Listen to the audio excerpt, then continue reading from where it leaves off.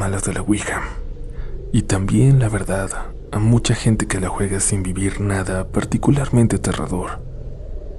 Hoy les quiero decir que aunque sea la más sencilla, aunque sea un juguete y jueguen sin mala intención, la Ouija te marca y en algún momento vuelve por ti. Lo que les voy a contar yo es la terrible historia que vivimos y seguimos viviendo con la peor Ouija que nos podíamos encontrar. Les voy a contar cómo lo que vive en ella nos arruinó la vida.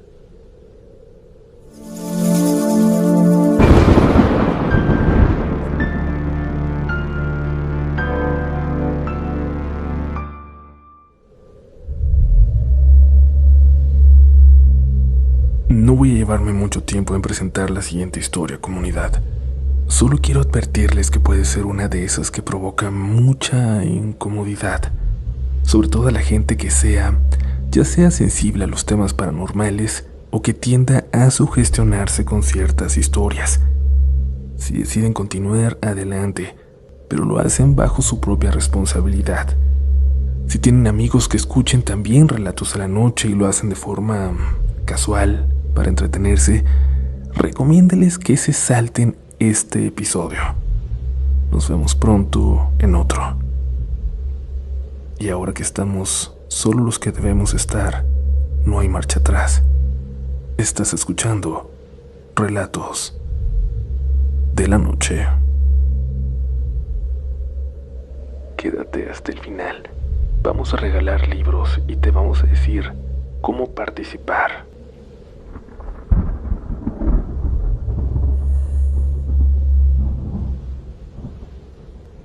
Me gusta saber que esta historia la va a escuchar la comunidad Relatos en la Noche. Solo aquí podría confiar. Pero debo advertirles, cuando intento contarla, algo me detiene. Me duele la cabeza, me siento mal, y a la gente a la que la he llegado a compartir, sobre todo la gente que de alguna forma me podría ayudar, han pasado por lo mismo. Esta historia habla sobre una tabla Ouija. Aprendí mucho sobre ellas, lamentablemente, para defenderme, para defender a lo que quiero. Y también aprendí que esa maldita tabla con la que me topé guardaba algo terrible en ella, y nos ha costado mucho. Pero supongo que para que entiendan mi historia debo ir hasta donde inicia todo, hasta octubre de 2020, en Valle de Bravo. Mis abuelos vivían allá. Tuvieron una vida cómoda y cuando mi abuelo se jubiló y dejó su negocio a cargo de mi papá y de mi tío Armando, vendió la casa que tenía en la Ciudad de México, donde crecimos todos. Vendió un departamento que tenía en Polanco y con sus ahorros se compró una casa en Valle. Es un pueblo hermoso rodeado de montañas, a poco más de 2 horas de la Ciudad de México. La casa que compró pertenecía a un amigo suyo y ahí habían pasado infinidad de fines de semana y algunas vacaciones. Yo también. Mis abuelos siempre soñaron con tener una casa así que cuando supieron que estaba en venta, precisamente esa, decidieron que ahí sería donde pasarían sus últimos años. Pero nunca pensaron que serían tan pocos, que el sueño sería tan corto. La compraron a principios de 2019, así que para cuando llegó la pandemia, ese era el lugar perfecto para pasarlo lejos de todo y a salvo, pues los dos siempre tuvieron problemas de salud y de hipertensión. A los demás en la familia nos daba mucho miedo que pudieran contagiarse, pero al mismo tiempo teníamos cierta tranquilidad de que estuvieran tan aislados. Los únicos que los veían cada 2 semanas eran mi tío Armando y Katy, su esposa, que les llevaban la despensa, medicinas y todo lo necesario para que ellos no salieran. Pero en octubre nos llamaron a todos. Se estaban poniendo muy mal anímicamente, pues ya no veían a nadie. Se sentían débiles, nos extrañaban, y aunque sabían que no los queríamos visitar para no exponerlos, nos propusieron pasar unas semanas allá. Sabían que nos cuidábamos mucho, que todos, salvo mi papá, prácticamente estábamos encerrados en casa todo el tiempo. Era muy poco probable que estuviéramos enfermos, pero además Nos darían la oportunidad de estar en un lado de la casa hasta que pasaran 2 días y ya nos sintiéramos con confianza de ir a verlos y abrazarlos. Prácticamente iríamos y nos pondríamos en cuarentena allí en un lugar de la casa antes de convivir con ellos. Y así, y solo así aceptamos. Supongo que esto lo vamos a compartir muchos, los que teníamos abuelos en la pandemia. Contagiarlos era uno de los miedos horribles con los que todos teníamos que vivir. Así que nos preparamos, nos llevamos todo y nos fuimos para allá. La casa era tan grande que podíamos vivir cómodamente sin encontrarnos con mis abuelos, que se encerrarían esos 2 días en su habitación, separada del resto por un largo pasillo. Serían mis abuelos, mi mamá, mi papá y yo, y del otro lado de la familia mi tío Armando, su esposa Katy y mi prima Mariela. Mariela era de mi edad, pero se había distanciado mucho de todos desde la muerte de su mamá, de mi tía Mari. Y la verdad, todos nos enojamos un poco con mi tío porque antes de cumplir el año de viudo, ya se estaba casando de nuevo. Además, había algo bien raro con su esposa, con Katy. En muchos sentidos parecía que se hacía pasar por mi tía Mari, que en paz descanse, como si realmente quisiera ocupar su lugar. Y no era cuestión de ser amable, de sentirse cercana con nosotros. Alguna vez, por ejemplo, a mi mamá y a mí nos incomodó mucho que nos hizo un chiste privado que teníamos entre nosotras, con mi tía Mari, y que no sé cómo ella se supo. En fin, convivir con ella iba a ser lo de menos si podíamos estar junto a mis abuelos. Y yo tenía muchas ganas de convivir con mi prima, ver cómo estaba, y es que había borrado todas sus redes sociales y ya no sabía de ella. Recuerdo muy bien, y no sé si esto tenga que ver, un sueño que tuve la noche antes de salir hacia la casa de mis abuelos. Estaba ahí en su casa, pero se veía diferente. Estaba vieja, descuidada. Adentro todo apestaba. Parecía que tenía años abandonada. Yo buscaba a mis abuelos por todos lados, pero no estaban. Y entonces una señora muy fea aparecía en un pasillo y me señalaba hacia la ventana. Yo le preguntaba dónde estaban mis abuelos, quién era ella y qué hacía ahí, y sin decir una palabra volvía a señalar hacia afuera. Yo finalmente me asomaba y afuera había muchos muertos, alrededor de la casa. Se veía su ropa horrible, vieja, como si acabaran de salir de las tumbas. Al fondo veía a mis abuelos caminar, alejarse, pero yo no me atrevía a salir porque todos los muertos parecían ver hacia la casa y poco a poco empezaban a avanzar.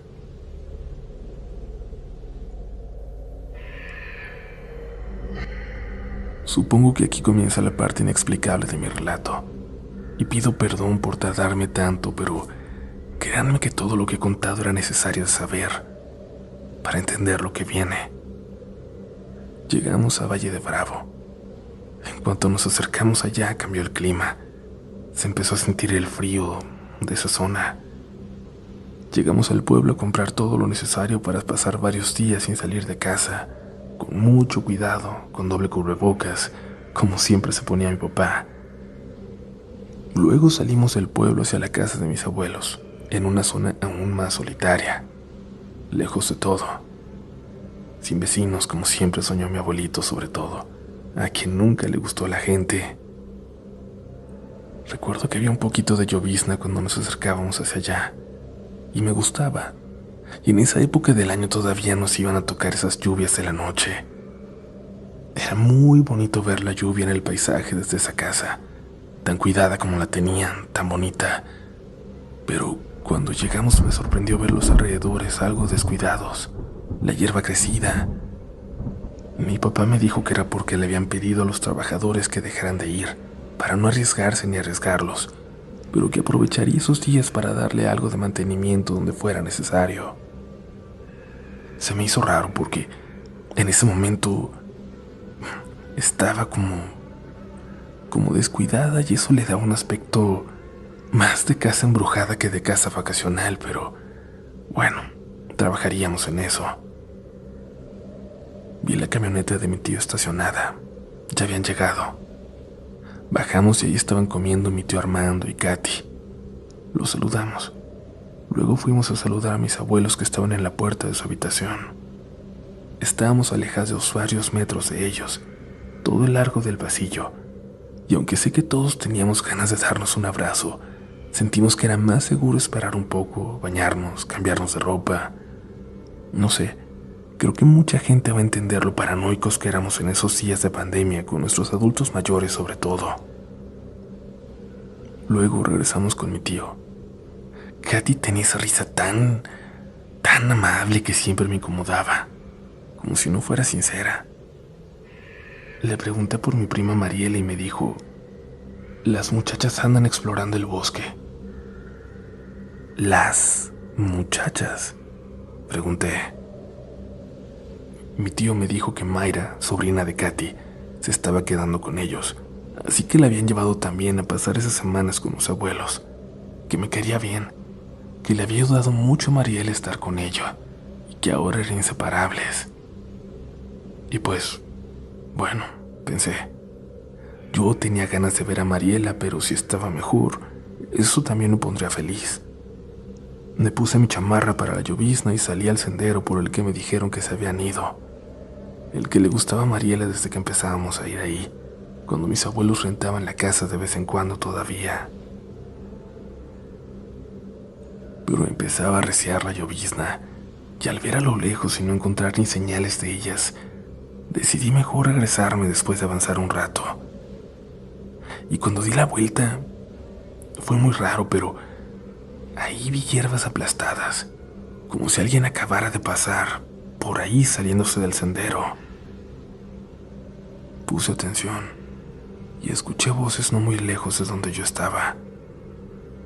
Una de esas era la de mi prima, estaba segura, así que caminé saliéndome del camino, siguiendo el rastro de hierbas aplastadas. Cuando avancé un poco noté que había una especie de pendiente.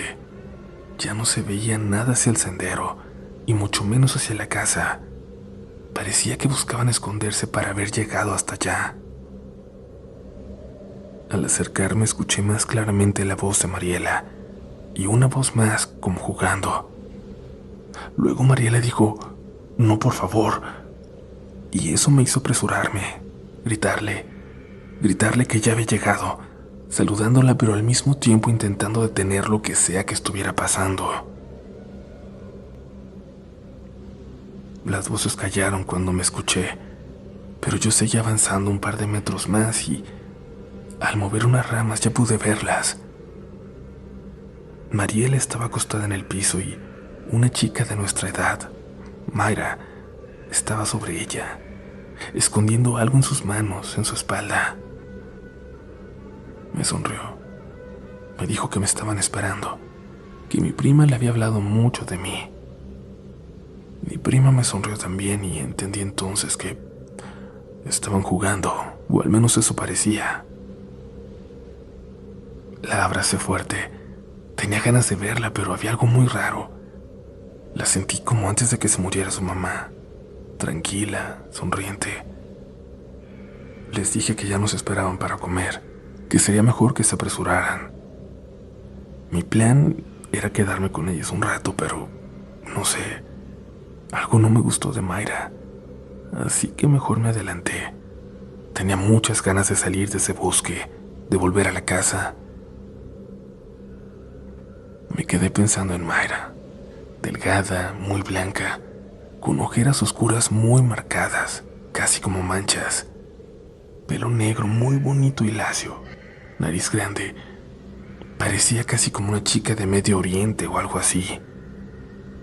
Era muy bonita, pero de forma rara, al menos para mí. Me daba algo de miedo. Cuando llegaron a la casa saludaron a mis papás con toda naturalidad y nos pusimos a comer. Los abuelos comían desde un comedor chiquito que tenían cerca de su cuarto. Era muy rara esa sensación de estar juntos, pero no estarlo. Pero queríamos cuidarlos. Era lo mínimo que podíamos hacer. Durante la comida me dijeron dónde dormiría. No iba a hacerlo con Mariela. A ella le dejarían dormir con Mayra, así que yo tendría una habitación para mí sola. Eso me gustó, pero al mismo tiempo me puso triste. Pero me tocaría dormir en el ático, en el lugar con la mejor vista de la casa, desde donde se veía el bosque y el agua a lo lejos. Y eso sí me gustaba. Después de comer, Mayra se me acercó. Me miró sin decir nada. Fue una pausa muy larga, demasiado, que me incomodó.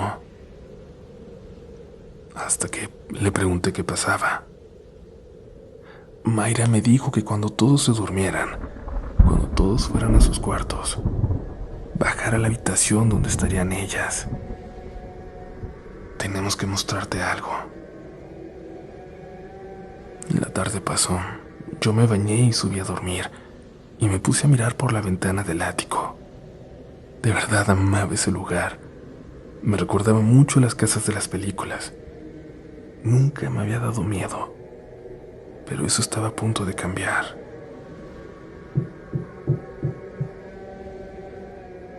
Escuché que tocaron la puerta. Eran Mayra y Mariela. Me dijeron que sí estaba lista y yo no entendí. Mariela me preguntó si Mayra no me había dicho lo que íbamos a hacer, y le dije que no, que solo me dijo que me iban a mostrar algo. No, esto te va a cambiar la vida, dijo Mariela. Me tomó de la mano y sin darme tiempo de contestar me sacó de la habitación, pero Mayra la detuvo. No, aquí. Vamos a hacerlo aquí.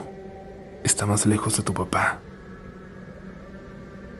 Al decirle eso se alejó por las escaleras oscuras.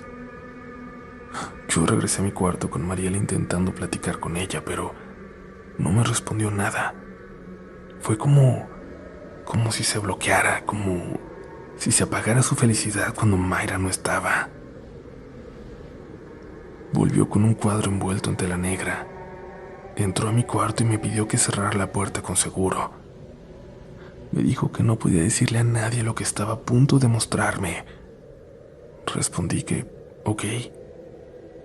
Me hizo jurarlo y dije de nuevo que sí, pero creo que Mayra notó que lo dije muy a la ligera. Júralo, por una vida que te importe. ¿Qué? No supe qué decir porque no le iba a decir a nadie. No me importaba lo que tuvieran, pero aunque no creía mucho en esas cosas, no quería jurar algo así. Le pregunté por quién tenía que jurar y me dijo que únicamente dijera, lo juro por una vida que me importe. Dije que sí cuando lo dije. En ese momento jaló mi mano y junto a la suya descubrió lo que llevaba entre esas telas viejas. Era una tabla ouija. Y aunque les juro que no es algo que me asustara, que nunca había sido algo que me diera miedo particularmente, no sé si fue por el momento, por estar allí, solas en el ático, en medio de la nada, pero sentí muy raro. Sentí como si hubiera mostrado algo que realmente podía comunicarme con los muertos.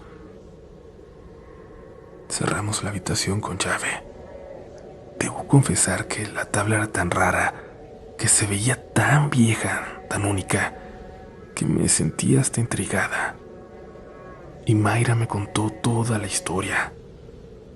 Tanto su madre como su tía Katy, la esposa del papá de Mariela, estaban muy interesadas en lo oculto, al grado de comprar varios objetos importantes, todos guardados celosamente en una habitación de la casa. Yo sabía que Katy era de una familia adinerada, rara pero adinerada, porque cuando se metió en la vida de mi tío Armando, lo primero que pensamos todos fue que se trataba solamente de una mujer más buscando su dinero, pero no, Katy no lo necesitaba. Tenía más dinero que mis abuelos. Tenían tanto dinero que ella y su hermana podían darse el lujo de gastar en cosas como esa, la ouija de un hechicero de un pueblo en las montañas de Veracruz. Y Mayra aclaró que no era Catemaco, que eso era un pueblo para evacuar turistas.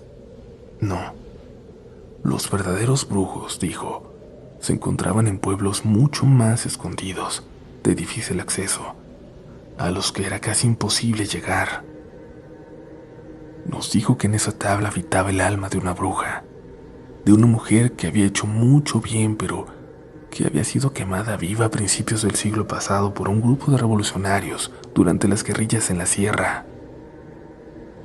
Fue conjurada por primera vez en 1936, en un momento cuando las ouijas eran todavía desconocidas en México, antes de que fueran comercializadas por aquí. Porque hay que recordar que la ouija en sus inicios era considerada como un elemento para contactar a los espíritus, incluso a los que nunca estuvieron vivos.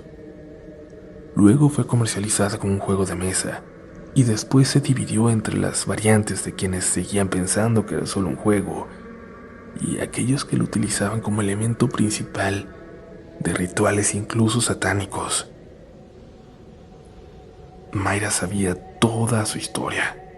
Incluso mencionó esa frase de que el mejor truco del diablo había sido convencer a la humanidad de que él no existía. También dijo que lo mejor que le podía pasar a esos entes que buscaban una forma de contactar con nuestro plano era que lo hiciera gente que no estuviera convencida de lo que realmente estaba haciendo. Gente que no supiera cómo abrir o cerrar una sesión. Empezamos a jugar y yo iba cayendo un poco en el carisma de Mayra, que dominaba la conversación. Le creía todo. Preguntamos si la pandemia acabaría en noviembre. La tabla rápidamente respondió que no. Luego, cuando insistimos, cuando de todas formas preguntamos si el final se acercaba y la tabla seguía yendo al no, preguntamos otra cosa. Preguntamos por qué. Les juro, por una vida que me importe, que la tabla escribió la palabra variante. Algo que en ese momento no entendimos, pero que por alguna razón se me quedó muy marcada en la memoria, y que claro, estábamos por entender en unas cuantas semanas después.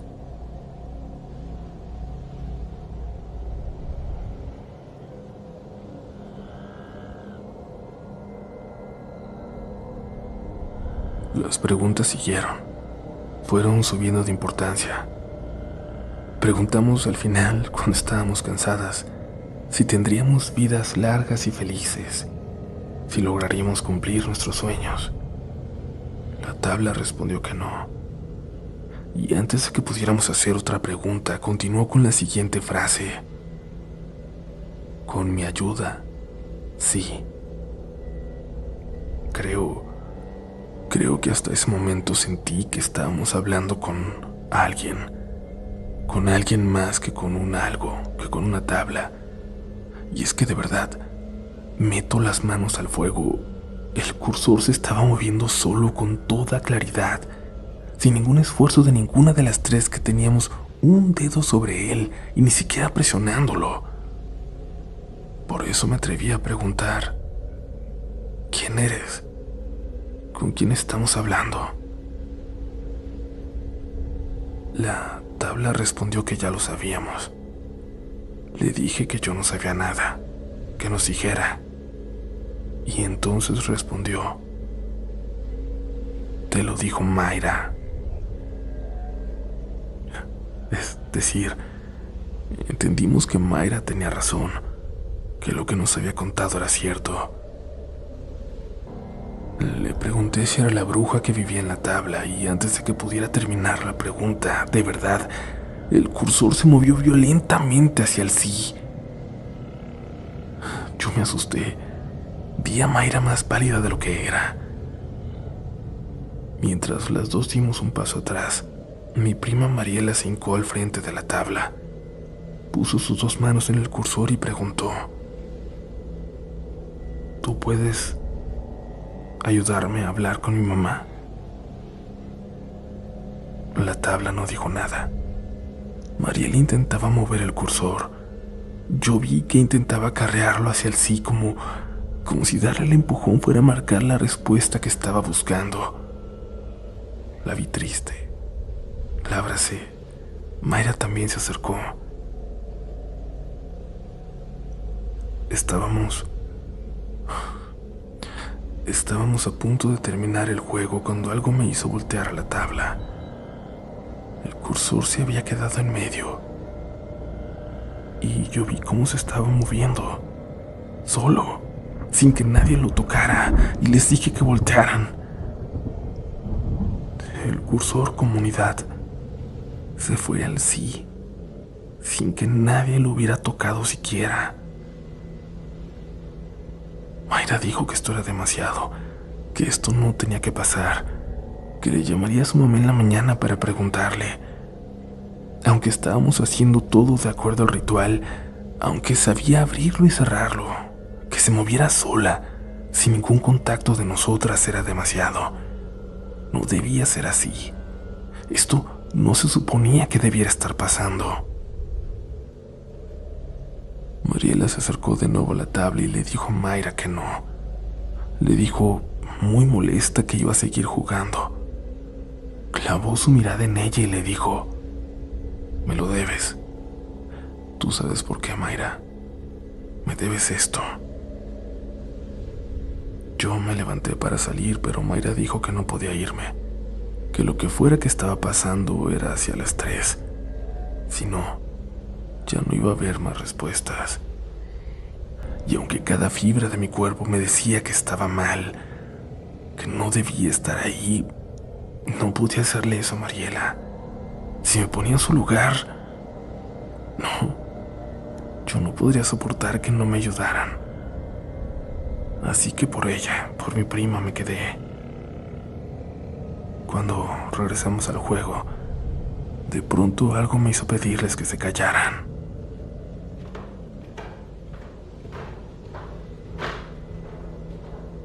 Alguien venía por las escaleras.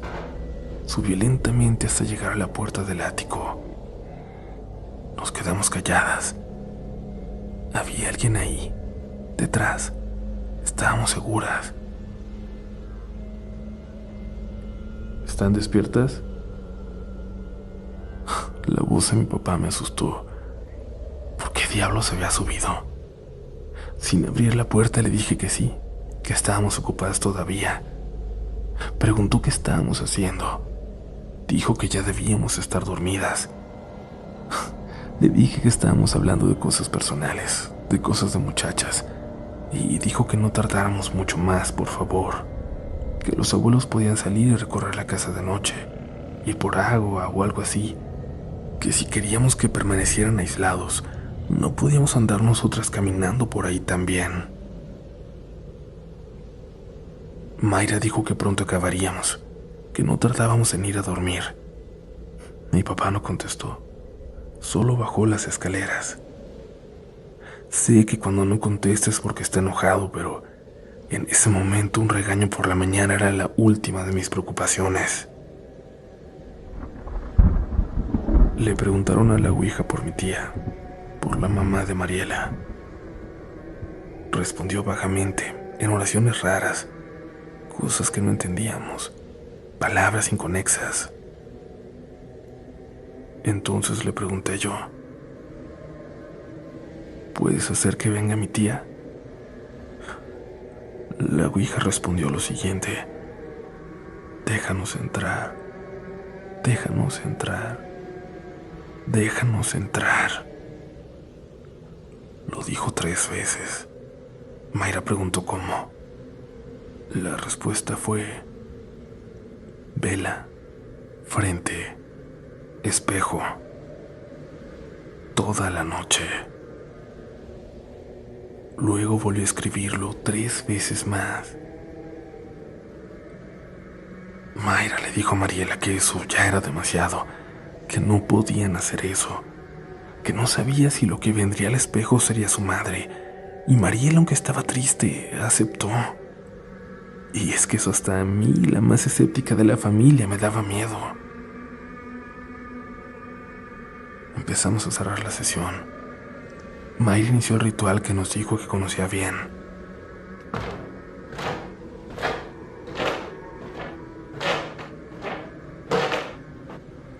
pasos se volvieron a escuchar subiendo las escaleras. Mi papá seguramente venía de vuelta al ver que no bajaban, al ver que seguíamos despiertas. Les dije que guardáramos silencio con una seña, para ver si mi papá creía que estábamos dormidas y ya no nos decía nada. Llegó hasta la puerta. Casi aguantamos la respiración para que no dijera nada. Se detuvo ahí detrás de la puerta.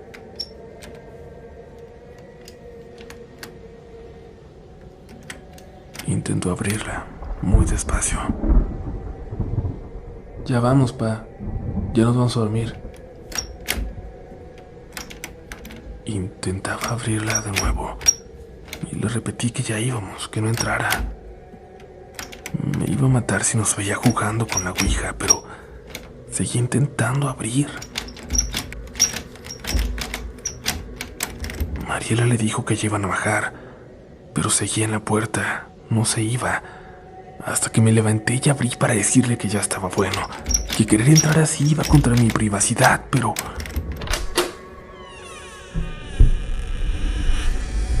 Cuando abrí la puerta, no había nadie. Nadie, ni en todas las escaleras. Pero alguien estaba intentando abrir la puerta. Yo vi la manija moviéndose. Yo sentí la presión cuando la toqué para abrirla. Había alguien del otro lado, pero desapareció. Casi me desmayo. Creo que eso era porque se me doblaron las piernas. Mayra tomó la escalera y bajó corriendo sin decir nada y Mariela la siguió. Y yo miraba hacia ese cuarto en el ático, ese que siempre me había gustado, y ahora esa oscuridad que siempre me había calmado me daba pavor. Sentí que había alguien ahí escondido. Tomé rápido mi teléfono y bajé sin ver atrás, sintiendo que alguien me miraba desde la oscuridad. Bajé a prisa por las escaleras. Llegué hasta el cuarto de mis papás. Me metí y me acurruqué entre ellos. Lo que más quería era sentirme protegida, y me puse en medio como cuando era chiquita. Me despertó mi mamá. Me preguntó por mi prima. Le dije que no la había visto después de que se bajó corriendo en la noche, que le preguntaran a Mayra por ella. Me dijo que Mayra sí estaba ahí, pero que Mariela no había amanecido en su cama, que no la encontraban por ningún lado. Mientras me decía eso, yo recordaba lo que había estado soñando. Lo escribí en las notas de mi teléfono para no olvidarlo, pero soñé que estaba ahí en la casa de los abuelos, en el ático, que veía por la ventana y había muertos, como en el sueño que tuve antes de ir. Muertos parados alrededor de la casa y la misma mujer fea les decía cómo entrar. Les señalaba una ventana abierta y todos se acercaban y entraban por esa ventana y los escuchaba ahí abajo moviendo todas las cosas de los abuelos. Y ahí, despierta, escuchaba ahora el movimiento de mis tíos en la casa, buscando a Mariela por todos lados. Tocaron a mi puerta. Era Mayra. Me dijo que algo muy malo había pasado. Le pregunté por qué lo decía y me dijo que la iban a matar, que la tabla era mucho más importante de lo que creía, que no nos había dicho toda la verdad, que el ritual que habían hecho Mariela y ella en el bosque antes de que las encontrara la había activado realmente. Es que ahí vive una señora en la tabla, pero no es buena como les dije. Y te lo juro que yo la vi aquí en sueños, antes de venir, como si ya nos hubiera estado esperando. Seguía sin entender bien por qué estaba preocupada. Mariela seguramente se había ido a caminar como ya había hecho antes. Yo no creía que tuviera que ver con lo que habíamos estado jugando. Y es que ya por la mañana, ya con la luz del sol entrando por la ventana, ya no me daba tanto miedo a la ouija. Entonces Mayra me dijo que la acompañara, por favor. A regañadientes acepté y la seguí en mi pijama. Fue cuando me dijo que la tabla no estaba, que se la había llevado mi prima y que había pasado algo peor. Llegamos a su cuarto y me señaló hacia el baño. Abrí la puerta. Frente al espejo había una vela completamente consumida, como si lo hubieran dejado ahí, encendida toda la noche. Mariela no entiende lo que va a pasar, pero ya la trajo. La ayudó a salir. No sabe quién es esa mujer ni lo que te pide. Y mamá me va a matar. Fui a cambiar para salir a buscar a Mariela. Estaba ya muy preocupada por ella. Pasé por el pasillo que daba hacia el cuarto de mis abuelos. Mi mamá escuchaba algo que le platicaba a mi abuelita. Un sueño desde lejos. Le decía que había visto a una mujer horrible y la describía igual que la que yo vi en mis sueños. La abuela decía que la mujer había estado sentada toda la noche en su mecedora, la que tiene junto a la cama, que soñaba con algo y luego como que abría los ojos y la veía. Pasaba a otro sueño, luego volvía al cuarto y de nuevo podía verla, como si fuera real, que la estuvo viendo toda la noche y que se veía como una persona de carne y hueso, que parecía real, muy real. Yo temí lo peor, que si lo fuera, que eso que estaba en la ouija se hubiera salido, que le hubieran ayudado a salir y por alguna razón se fijara en ella, en mi abuela. Y tenía razón de tener ese miedo.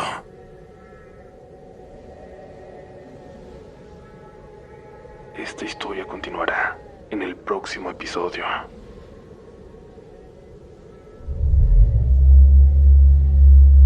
Comunidad, espero que hayan disfrutado de este primer episodio de esta historia larga. Ahora tengo dos cosas muy importantes por decirles. La primera, como se los anuncié al principio, hay 5 libros para regalar en este episodio. Vamos a regalar 5 en cada episodio de esta saga hasta el final de ella, donde anunciaremos a todos los ganadores. Lo único que tienen que hacer para participar es comentarnos aquí abajo su saga favorita. De todas las de Relatos de la Noche, ¿cuál es la que más les gusta? Solo eso. Comenten su saga favorita y ya estarán participando. Ya se entregaron, me parece, todos los libros pendientes, salvo los de Argentina, que ya nos regresaron otra vez, pero van a llegar. La gente que tiene libro pendiente por allá van a llegar aunque tenga que llevarlos yo. Y también quiero preguntarles algo, comunidad. Si ya vieron La Casa del Miedo hasta el amanecer. Es el nuevo reality de terror de Sonoro, donde juntan a 8 creadores en una de las casas más embrujadas de la Ciudad de México para ver quién aguanta hasta el amanecer. Lo conduce Badía de Leyendas Legendarias y lo interesante es que el miedo se mide en tiempo real, con monitores de ritmo cardíaco. El que más miedo tenga se va saliendo. Cada hora enfrentan cosas paranormales, retos y presencias raras y se pone intenso. Ya está en YouTube, vayan a verlo y me dicen por favor si les gustó, qué les pareció, qué fue lo mejor y hasta qué le cambiarían. Por lo pronto ya lo saben, esta saga continúa en la siguiente edición de Relatos de la Noche.